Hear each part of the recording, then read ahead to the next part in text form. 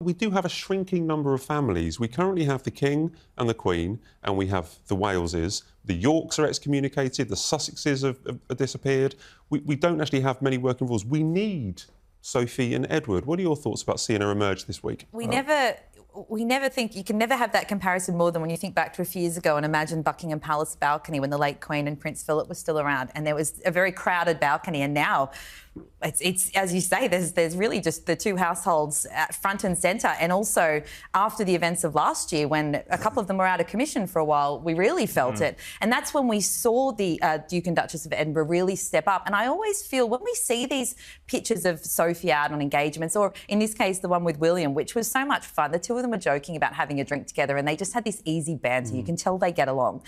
And when you see her out and about and engaging with people, it's always just a really easy thing to watch her do it. She does it with such ease. She connects with people so well. And you wonder why we don't see more from her, because exactly as you say, there's a space for it. So I think that hopefully there'll be more of that in the future, especially as the Waleses move up through the ranks, you know, down the line, whenever that is, because I think the Duke and Duchess of Edinburgh have a really good way of sort of, and not to sound ageist at all, but to bridge the gap, you know, to broaden the demographic of appeal for the royals, because you've got William and Catherine that are in their 40s, and then you've got the others who are in their 70s, and you've got, Sophie and Edward sort of in the middle there, and people really like them, and they work very hard. Well, they're seasoned professionals as well. Yeah. They've been doing this for a long... They were doing this way before the Sussexes arrived, to be honest. You know, way before Meghan arrived. Sophie and Edward were doing lots of great work. What do you think they bring? Well, she's not afraid to tackle... And to finish that thought too, she's not afraid to tackle the tough issues. We've seen Sophie really get out there in some of the conversations that are a little bit more taboo, you know, and she goes out into these war-torn countries and she's speaking about sexual violence and things that,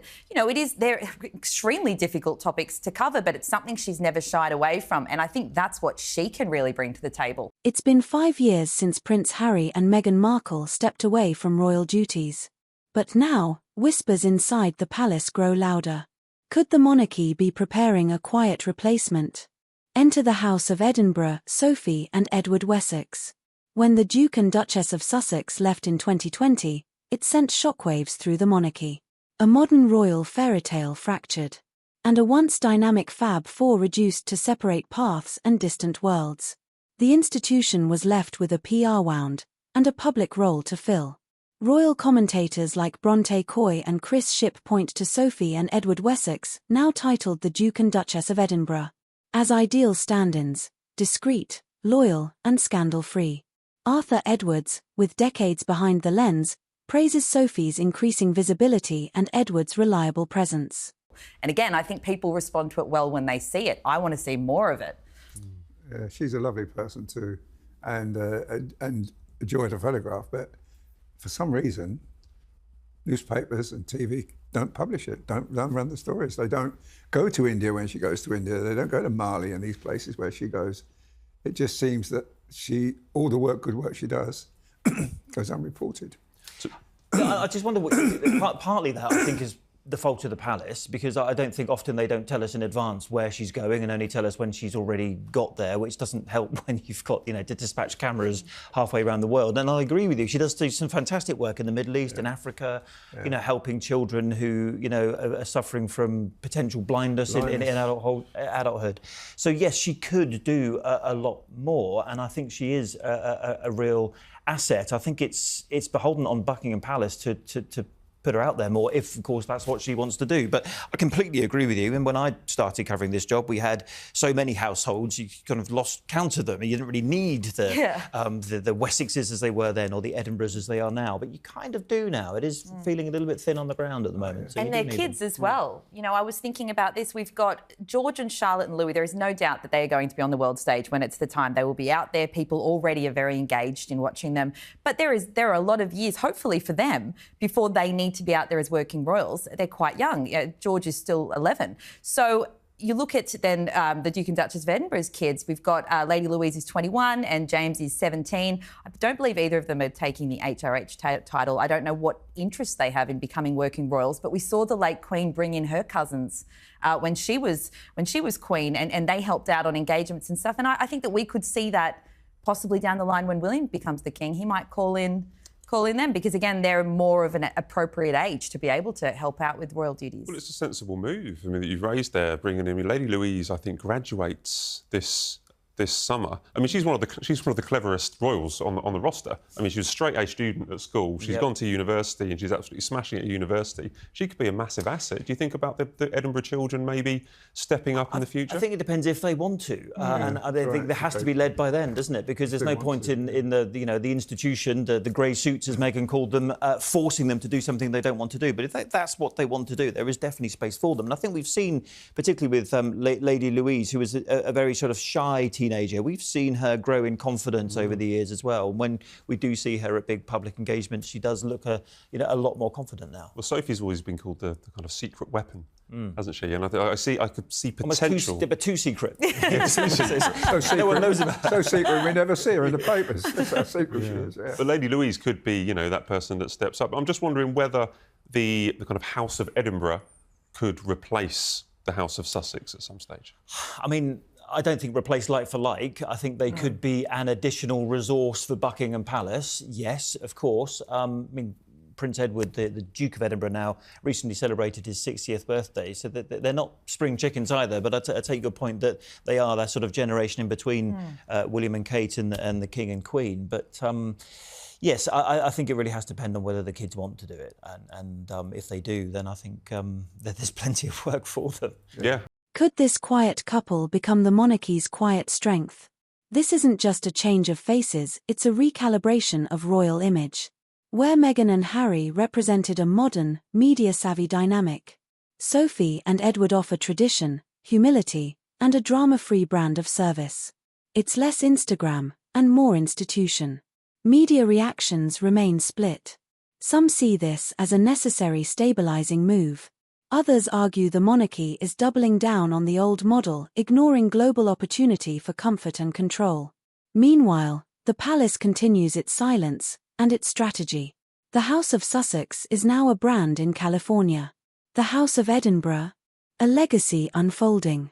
But make no mistake, the crown is watching, balancing tradition with transformation. And in the end, one question remains. Can loyalty quietly replace the charisma that walked away? 100%. I mean, just to pull back the curtain slightly on the rota that we do, you were talking there about Buckingham Palace maybe giving them more exposure. It's a case of we do rotas for William and Catherine, for the King and Queen. We're kind of invited along to cover those engagements. Yeah. But sometimes with Princess Anne, for example, when she went back to the hospital in Bristol. It's only occasional for Anne and the Edinburghs, isn't it? But we would love to do that, and I think viewers and readers would love to read about it. I don't think Anne's bothered much about it anyway. No, she doesn't care whether there are 20 cameras or no cameras. She couldn't care less if you was there or not, I promise you, because if you're there, she's just like a father. She just ignores you. She just treats you like a telegraph pole, like a father. She just walks around you and carries on. I don't think she could care less if they were there. But I tell you what, I would like to see do some work. Princess Eugenie.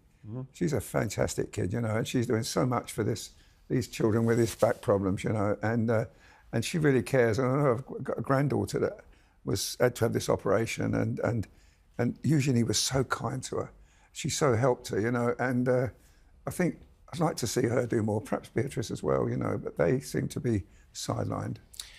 Matt, I remember you mentioned about the rota, and I remember a few years ago, it was just as we were coming out of COVID, of course, Harry and Meghan had already left, and they put on a rota, which was very unusual at the time, for the then Countess of Wessex at a pub in Surrey, somewhere not far from where they lived in Bagshot Park. And it was about her sort of encouraging the hospitality industry after that terrible time they had during COVID. I thought then that was the start of us seeing this happen much more regularly, but it hasn't. We're now in, 2025? And it is, as you point out, we don't often get rota jobs for the Duchess of Edinburgh. And the one in Cornwall that she did with William last week was, again, a rare exception. Rare but welcome. Are we all agreeing on that as well? Yeah. Oh, this is brilliant. What a show. So it's a palace call-out. If they're watching, you want the rotas. We want more. OK. One person, two people we cannot avoid, or it's now 4 people we cannot avoid. Arthur's going to walk out.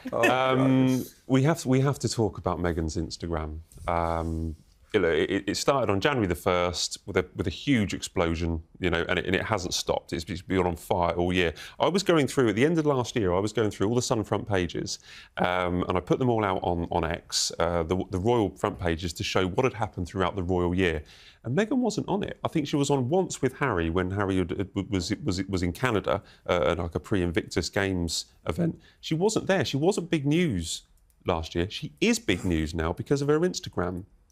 Well, it's in her voice. She's now, since January 1, like it or hate it, she's now releasing information and videos and personal looks at her life and details of her businesses and launching things all through her own account. It's been a lot to take in. I think last week took a lot of people by surprise with the twerking video. It was a lot to take in, wasn't it? That's for sure. I honestly, genuinely had to go to her page to make sure it had originated there because I thought it was a parody. But no, it was real. Why is she doing this? Why is she... That twerking video, for instance, and the Disneyland video, I mean, these have gone viral. Why is she doing this? Well, I'm trying... to separate the two thoughts, I feel, you know, we're discussing it in the context of royals and royal family. But now I suppose we need to discuss it in terms of entertainment. She is someone who is now working as an influencer. The direct marketing campaign is to your Instagram audience. In that respect, I think she's got something like 42 million views on this video, which I think all of us were among them. But everyone I've ever spoken to seems to have been among them. In that regard, yes, there are eyes on her page. There are people watching what she's doing. That directly relates, I would assume, to the sales that she's having and eyes that are on her Netflix show and, you know, that are going to her website as ever. In that regard, again, look, personally, it was obviously very difficult to watch. It was quite cringeworthy. In that regard, I think, OK, you are generating headlines. That is the aim of people in this space. But then when you compare it to, you know, how we would react, you know, with the working royals putting out that kind of content, I think it's apples and oranges because, of course, looking at it through that filter, you think, well, what are you doing?